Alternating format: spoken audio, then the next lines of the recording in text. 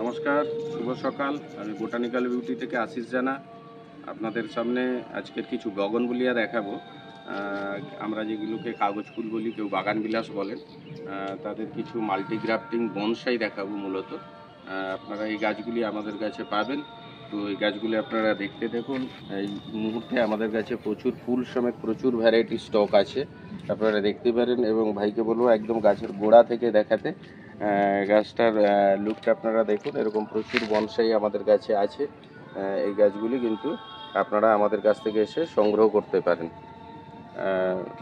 এই একটি গাছ, কি সুন্দর রূপ, পুরো গাছটি ফুলে ভরে আছে। এরকম যদি একটি বা দুটি গাছ আপনাদের ব্যালকনি বা বাড়ির ছাদে কিংবা উঠোনে আপনারা রাখতে পারেন, খুব সুন্দর লাগবে দেখতে। দেখুন এই গাছটির একদম বনসাই আকারের, কি সুন্দর নিচ থেকে ওপর পর্যন্ত স্ট্রাকচারটা দেখুন। এই গাছগুলি এবং খুবই রিজনেবল প্রাইস আছে আপনাদের জন্য এই গাছগুলি। আপনারা কিন্তু এই গাছগুলি খুবই বড়, এগুলো বাই কুরিয়ার বা অনলাইন সম্ভব নয়। এগুলো এসে সংগ্রহ করতে হবে, কিংবা আপনারা আমাদের ভিডিও দেখে যদি বেশি সংখ্যক কেউ গাছ নেন তাহলে গাড়িতে করে ডেলিভারি করা সম্ভব আছে। এগুলো অনেকটাই বড় গাছ, আপনারা দেখতেই পাচ্ছেন। এটা একদম 14 ইঞ্চির টপে রাখা আছে। খুব সুন্দর গাছ। এই গাছগুলির আপনি তো জানেন, এই গাছগুলির মেনটেনেন্স ফ্রি গাছ আর কি। কোনো রকম রোগ অসুখ বিসুখের কোনো জ্বালা নেই।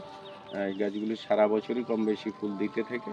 দেখুন কি অপূর্ব রূপের বাহার গাছটি। দেখুন এই একটি গাছ দেখাতে বলবো ভাইকে। এই গাছটি আমরা জাস্ট কাটাই ছাঁটাই করব এই গাছটি। এবং দেখেন ফুল হয়ে গেছে এদের। গোড়া একদম আমরা ড্রাই রেখেছি। এই গোড়া ড্রাই রাখার অর্থ হলো এরপরে আমরা এদের একটা খাবার দেব। 1 চামচ আপনার সর্ষের খোল, বড় চামচের 1 চামচ সর্ষের খোল দেবো। লাল পটাশ দেবো, আপনারা এসওপি বা এমওপি দিতে পারেন। এটা 1 চামচ। এবং আমরা সুপার ফসফেট দেবো 1 চামচ। এই তিনটে মিশিয়ে ফুল জল দেবো গাছটিতে। তারপরে কিন্তু গাছটিতে আবার ড্রাই করব, জলের টান দেব যতক্ষণ না পাতাগুলো ঝুলে যায়। তারপরে দেখা যাবে খুব দ্রুত কিন্তু বাড় চলে আসবে এই গাছগুলোতে। ফলে এগুলোর আর কিছু মেনটেনেন্স নেই, এবং আপনি আপনার মতন করে একটা স্ট্রাকচার দিয়ে কাটাই ছাটাই করতে পারবেন। গাছটির রূপ দেখুন। গাছটি পাতার থেকে ফুলের পরিমাণ বেশি। অপূর্ব কম্বিনেশন কালারের করা আছে।